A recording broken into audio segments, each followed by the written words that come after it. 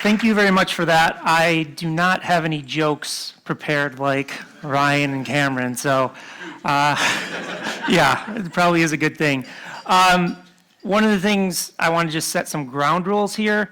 Number one, you do not have to have any experience in social media to capitalize off of what we're going to talk about today. So I just want to set the stage because we often train people that have little to no experience in the methodologies I'm going to share with you today. And also, we're going to cover a lot of ground really quickly. I'm condensing 17 years of experience in the next 40 minutes. I can give you guys access to these slides, so don't feel like you're going to get lost or left behind. And we're going to do a Q&A section after, so if you have any questions, please jot them down as we go through this. Ryan just did an amazing introduction, but just to kind of recap, I've been doing this since 2005. So I started in social media in the earliest stages of it, back to MySpace and Friendster, if any of you remember those platforms. Did the first ever influencer campaign on YouTube in 2007. Myself and my team, we've overseen over $200 million in marketing spend, worked with a lot of major corporations and celebrities. Our tools have generated over $1 billion in revenue. And this is what we're going to be covering today. I'm really excited to share with you. The first thing is most people say creating content is just luck, that there's this mystery to it. It's not, it's a science, and we're going to break down that science today. We're going to talk and really dissect how these social media algorithms work so that you don't get scared by them.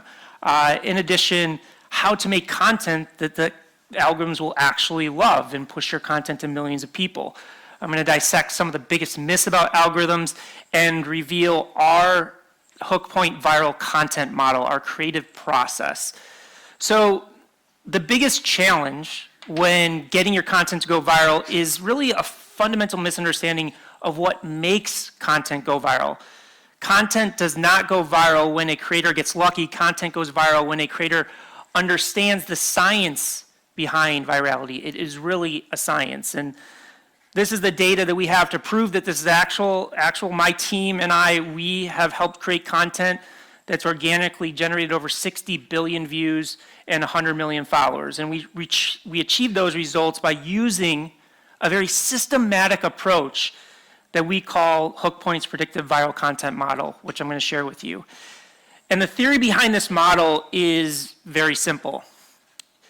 Our predictive content model works because it's based upon a fundamental understanding of how the social media algorithms actually works. Now, social media has dramatically changed over the past 20 years, and the single biggest change is what the algorithm wants. But most people haven't changed their approach to creating content, and to make matters worse, here's another startling reality. There are now 4 billion content creators on the planet. That's how many people are in social media, and they're all fighting for the same attention. They're creating upwards of 200 billion new pieces of content every single day. And unfortunately, my content, your content, is competing directly with all of it. You're competing with Kim Kardashian, Netflix, Jimmy Fallon late night clips, every teenage influencer and their friends. But we're going to break down how you can actually win this fight. And it's very simple. Make content that the algorithms will love. So how do we do that? Because that's all you have to do. That's how you get your content to go viral. When the algorithm loves your content, it will push your content to as many people as possible. Now, learning how to make content that the algorithm loves isn't easy, but it is very simple. And trust me, it's worth it. So if your content is only reaching a few thousand people, what if you could start reaching an audience 10 times that size, 100 times that size, or 1,000 times that size? What kind of impact would that have on your business or your bottom line? Because a lot of people ask me, well, why go viral? I'm a smaller brand, or I don't need to go viral, or I have a very specific audience.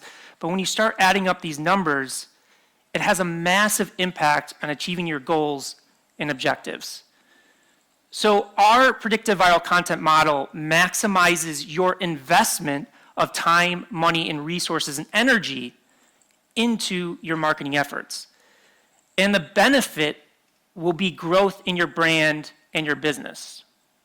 So the only popularity contest we believe worth competing in is the one for market share.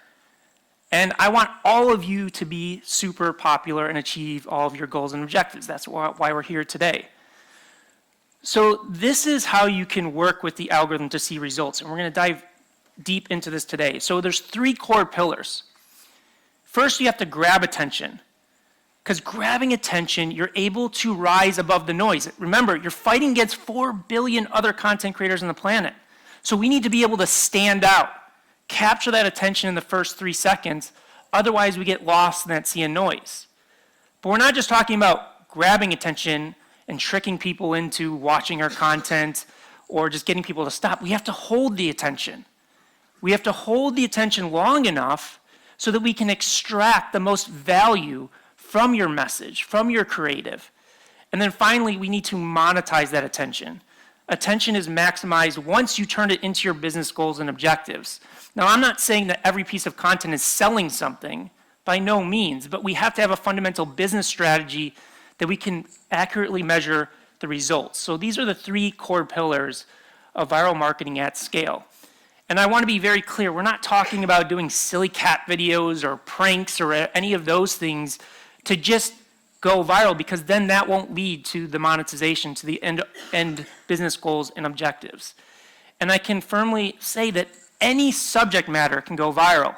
We work in every sector. Insurance goes viral. Taxes go viral. Real estate goes viral. Nutrition goes viral. All of these elements have the ability to rise above the noise.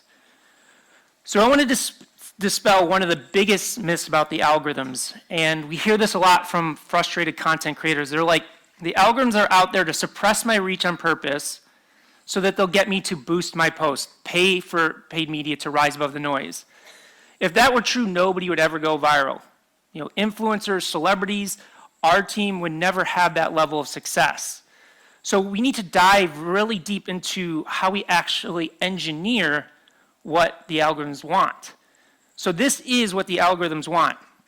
It's very simple. We tie it to the overall business objectives and goals. And if we look at social media companies, how do they make their money? They make their money through serving ads. So what they're looking to do is to retain people on these platforms as long as possible so they can serve more ads. So that's what it's about. They want content. We are their product. These companies are not monetizing content and producing it in the same way that a Netflix does. We are their product. They need us to sustain. But because there's so much competition, this content grabbing attention is what they're looking for. We are the fuel that gets them to run. So in order to succeed, we must learn how to create content that the algorithm loves. Because the algorithm really only cares about one thing. Again, that's user retention. That is how they make their money. So if we do that, that is how we drive success. So creating content that grabs and holds attention is our job as creatives. And here's how you get it done. You become an expert at making content that gets people to first stop the scroll and watch it longer than your competitor's content. That is really the formula at the end of the day. By creating content that performs up to the algorithm standards, you can literally make the algorithm serve it to as many people as possible because it plays to their underlying business goals. So most people talk about beating the algorithm. It's not about beating the algorithm. It's really partnering with the algorithm, what they want to achieve your results. So we have found from our experience of doing this for 17 years is there's really only one proven way to do this, and it's becoming an expert at creating content that the algorithm will love. And we do this, and I'm going to share this process in detail, is performing extensive research on the best practices used by the most successful content creators in the world. And then you meticulously create content based upon those understandings. Because the amazing thing is all the answers to your success are out there, and they're out there for absolutely free. You can get access to all of this. You can analyze the performance of these content creators, use these findings to your creative strategy and refine it accordingly. But I don't want you to take my word for it. Listen to one of the biggest social media content creators in the world. His name is Mr. Beast. If you don't know him, look him up on YouTube after this. It sounds like a crazy name, but he is the biggest influencer in the world at this point. He's generated over 200 million subscribers across his platforms. And he was recently on a podcast, and the podcast host asked him, how did he learn how to make content that consistently goes viral? And this was his response. He somehow found 4 other crazy high school dropout social media lunatics, and they were all small at the time. And they basically spent 1,000 days, 10 hours a day, dissecting everything that caused virality. What makes a good video? What makes a good thumbnail? What's good pacing? Basically, they just studied how to go viral for 1,000 days straight. And after that, they each had like 40 or 50,000 subscribers at the time. After this 1,000 days, they were over 1 million, and Mr. Beast is over at 200 million. He started in his bedroom when he was 13. His company is now valued at $1.5 billion because he did this process. So you may be asking, well, that's great, but I don't have 1,000 days in a row to study this. So how do I make my content go viral? And that's what we did, is we created this creative process so that you can really reverse engineer virality on any social platform, no matter what change happens, no matter what algorithm change, new platform comes up. And this is the process that we have designed for our internal creative and how we work with clients. And it's 3 steps, and I'm going to go through each one of them. The first is the predictive viral content model, which is our creative process. Our research element to generate actionable insights of the top viral formats. And we have a special communication algorithm that I'm going to share with you today that's really powerful. It's used by Pixar in all of their movies. It's used by NASA to connect with the world as well. But let's start with the predictive content model. So this is the interesting thing, and I think a lot of you in your business experience will understand this. In almost every form of innovation, we're leveraging centuries of trial and error and data and experience that are leveraged to help ensure and success guide innovation. So if you think about, we've worked with some of the top vitamin supplement companies in the world, and if you think about how a vitamin supplement is created, it's not like they just start pouring ingredients into a bucket, start stirring it up, put it in a bottle, and put it on the shelf. No, they leverage centuries of data and trial and error to inform those decisions. But for some reason, when it comes to content, all those invaluable data points, again, that are available to us for free, are discarded in the pursuit of originality. And why is that? We ask ourselves that question all the time. Because many creators believe that originality trumps functionality. And to make matters worse, the traditional creative model that is usually applied to content is unfortunately no longer relevant. So this is the model that most brands and companies are using today when they're producing creative. They're starting with their brand guidelines, and their brand guidelines sometimes are very formal, sometimes it's just in a single document, sometimes it's just in the individual's head. But they're using these brand guidelines to then come up with their ideas. And then from the ideas, they go into monthly and quarterly content plans, and then they typically go into batch production and post, and then if they even do it, they're reviewing results monthly or quarterly. Some brands don't even review the results. So why does this model not work? Well, the biggest thing, and we're going to talk about this a lot, is the impact of data and research that is required for success is really non-existent. And this is a big point. If we go back to here, where does data come in? I mean, typically coming in at the end, but still brand guidelines always comes first. So you're minimizing the most important resource that you have, is the data to inform the decisions that you make. Also, it doesn't set up an agile creative process to take advantage of what is working in the algorithms. When we're batch producing content, meaning we're producing 10, 15, 20 videos or posts at a time, if that first video doesn't work and we see something that caused it didn't work, well, we've got all this content that we have to still put out there, and we're not really learning as we go. And it's a completely reactive process. There's no accountability. And when I say accountability, it's not saying somebody did a good job or a bad job with the content. It's the accountability to understand why something worked, why something didn't work, so that we can refine that creative process. And it makes virality completely dependent on luck. This is where most people are saying going viral is luck. And this is the result that we consistently see over and over again for the brands that are really trying to break through, trying to generate millions, tens of millions of followers, millions of views consistently on their video. It falls flat. So what does work? Well, this is our predictive viral content model. So it merges creative development with meaningful methodologies. And we've kind of taken the scientific methodology approach and applied it to creativity. So we first start with research. We go out and study markets, and I'm going to share with you how we actually do that research in a little bit. But we want to get a firm understanding of what is working and what is not working, because that will cut out a lot of time coming up with ideas that can be completely disproven in that research process. So through this research, what we're doing is we're analyzing and creating a hypothesis of how we should be sharing our message. What are the nuances we should be paying attention to? And then once we have that firm understanding, then we can create the ideas.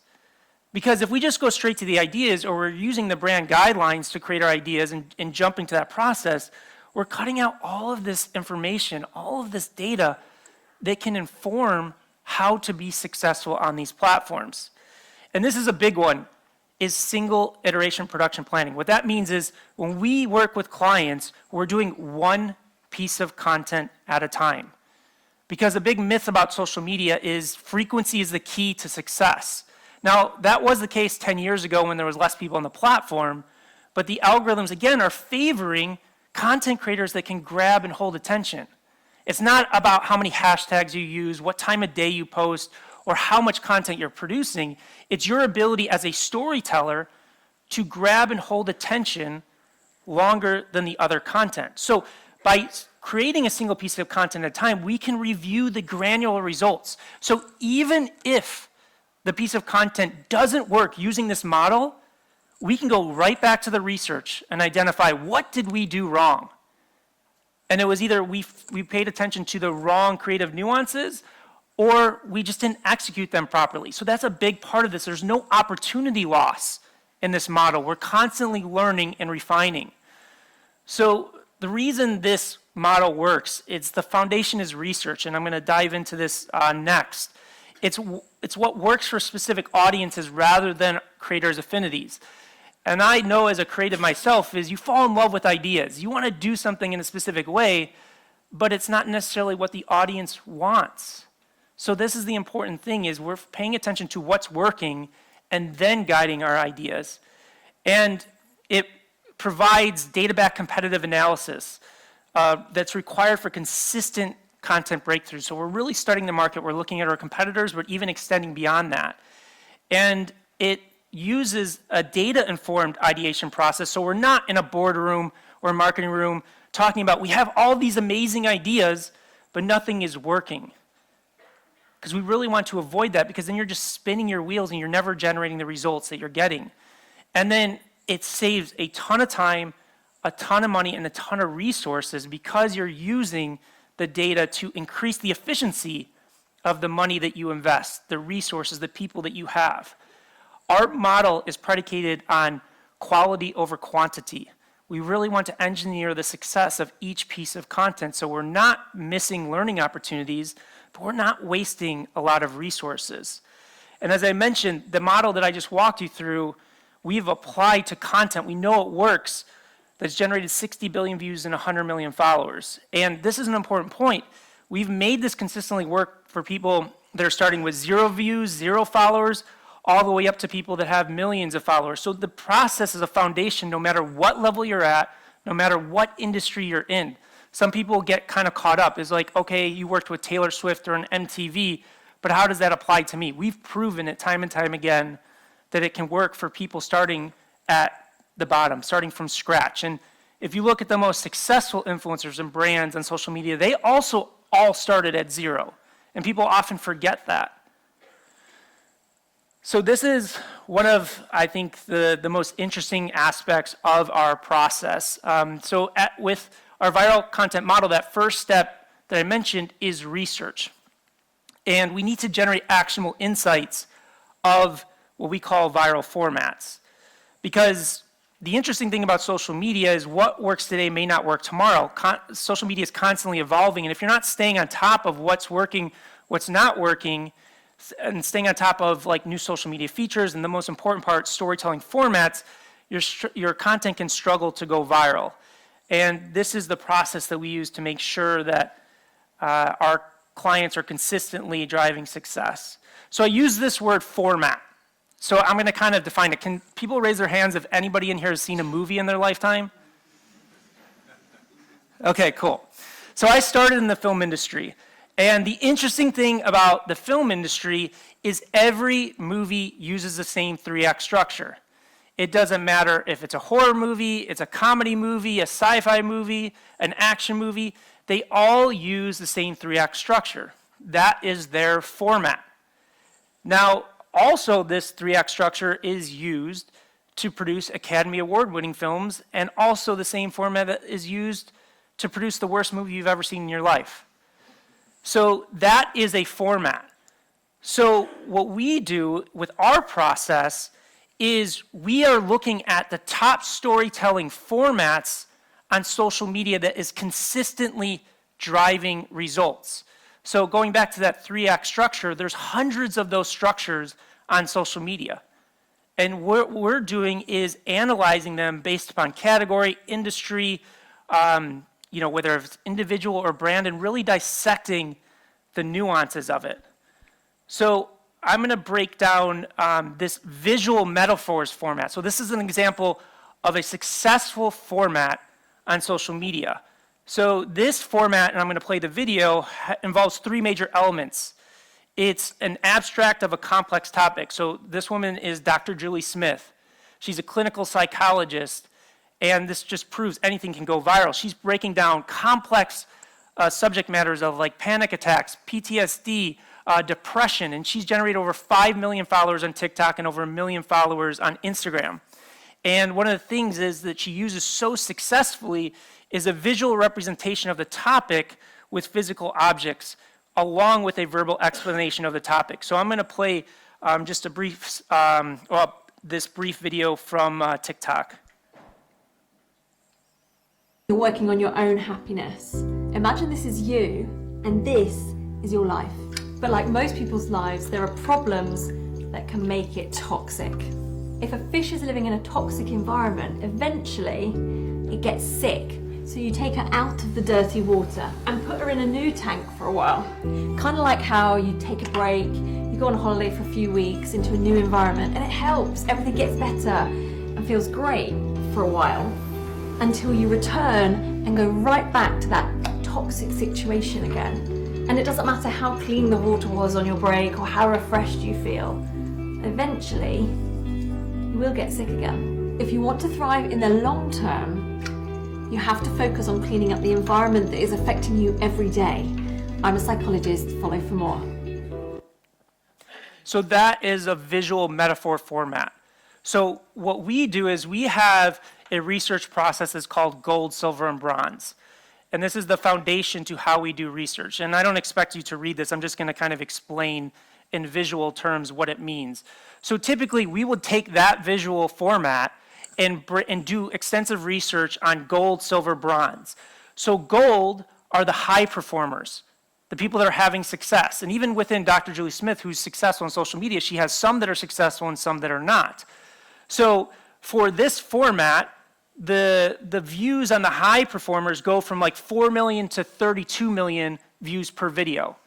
But we don't just look at the high performers because that would be misleading. We won't know what actually drives it.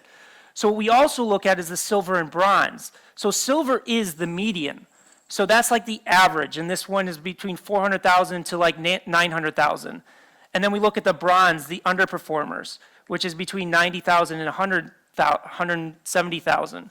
And what our team does is we include links to all the videos, the views, the page size, and then we have notes on each video. And what we're looking for is what is happening in the gold video that is not happening in the silver and bronze. So for example, let's just say you watch a viral format and you see a few people wearing a red hat, and you're like, oh my God, that's it. The red hat is what's driving the virality of this video. Well, if we see people wearing the red hat in the silver and bronze, then we know that is not a driver that's driving the performance of this. So I'm going to do a little experiment with you guys. We're going to watch 2 more videos from Dr. Julie Smith, and I'm going to do a little survey here, so please pay attention. There's going to be a quiz. I want you guys to tell me, after we watch these 2 videos, which one performed the highest. All the bad things that happened to you. So each one represents a memory of traumatic experiences that you've been through. And as you go about your life, the thing seems like it's overflowing. Memories just keep falling out when you don't want them to, emotionally overwhelming you, and you can't seem to focus on the rest of your life. So what can we do about it? Well, I'm a psychologist, and this is what happens in trauma therapy. First of all, a therapist would gear you up with all the skills that you need to manage just how painful those memories can be. And then you take one memory at a time, carefully open it up at your own pace, and allow you to process that memory. And then you can neatly fold it up. You do the same with the next one and the next one until what you're left with is a neat little pile of memories that fit neatly at the bottom, leaving you more capacity to focus on the life that you want to have today. So that's the first video, and this is... Imagine for a moment that you're stood in front of a busy road with traffic going both ways. And each of those vehicles represents a thought or a feeling coming in and out of your mind. Now, you might be like most other people and spend a good deal of your time in the middle of that road trying to direct the traffic. There are some thoughts you want to hold on to, right? And there's others that you want to push away. But doing that causes more stress because the traffic just keeps on coming. Now, if I asked you to just step back from the curb and watch the traffic, instead of trying to control it, just allowing it to pass and watching as it goes, that would be the process of mindfulness.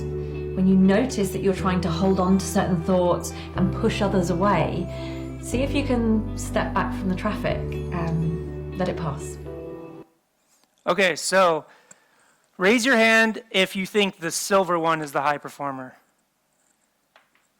Don't be shy. Everybody's got to raise their hand. Okay. No, the silver. This one. Raise your hand.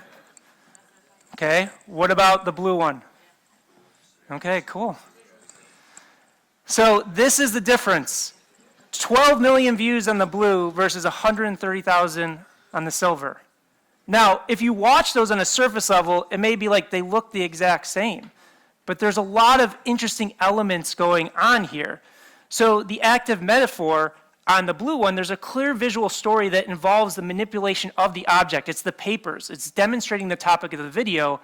Instead, in the bronze, the underperformer, they're just using the active metaphor, and she's just asking you to imagine it. She's not really playing around with the metaphor.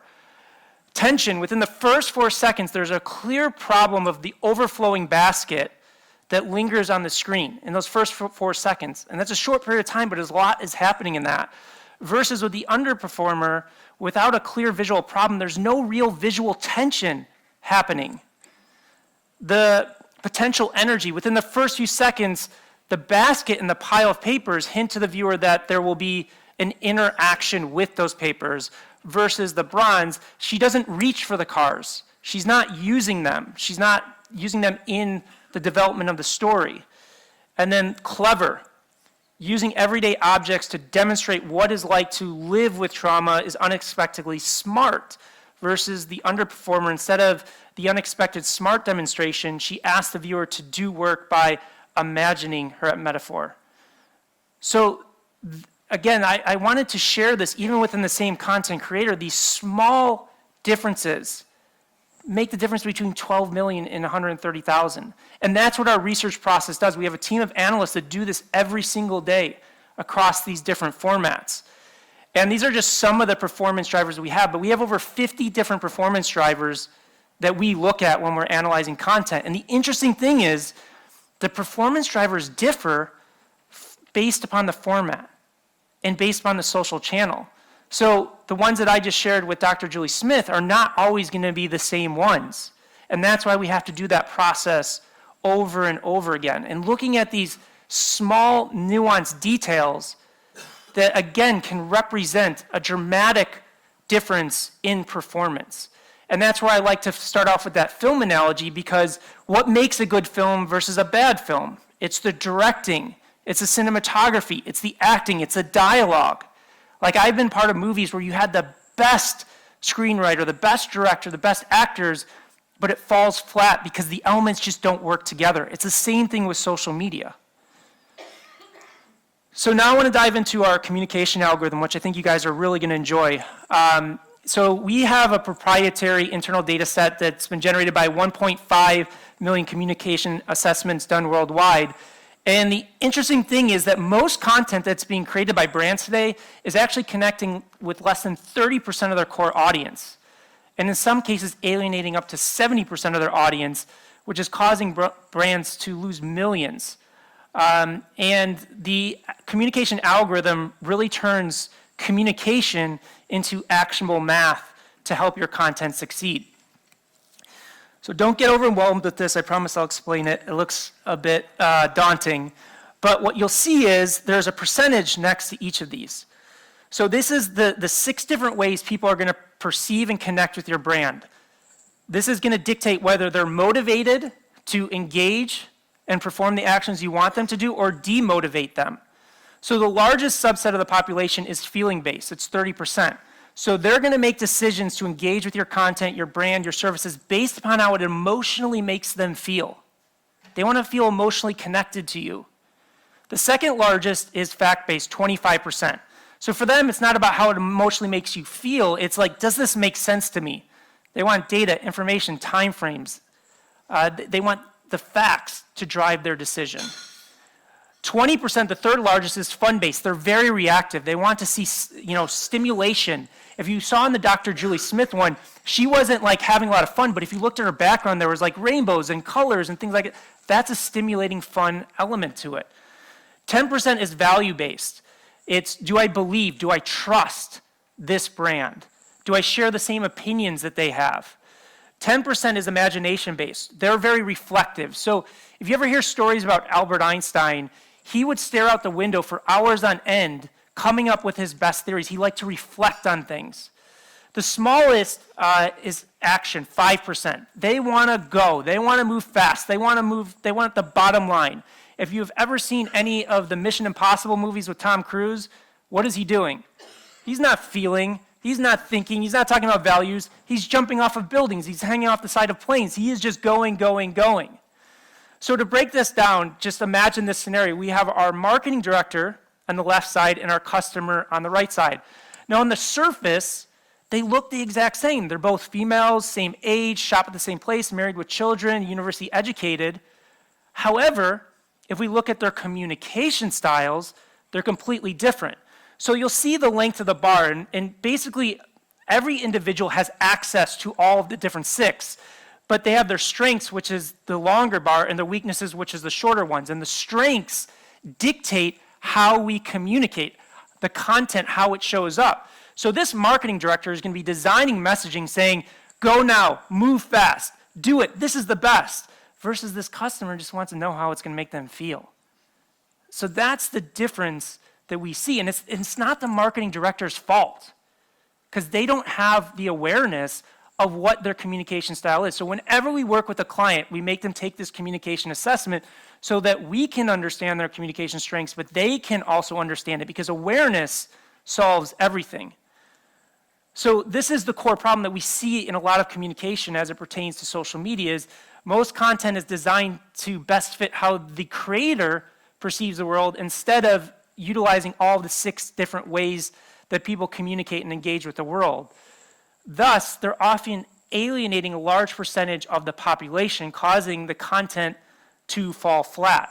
Going back to the marketing director, she's speaking from action. She has the potential to alienate up to 95% of her core target audience. And if you want a fun little homework assignment, watch any Pixar movie. I recommend Inside Out because it's a great visual of it. But Pixar, they don't talk about it, but they use this in all their script writing and ads.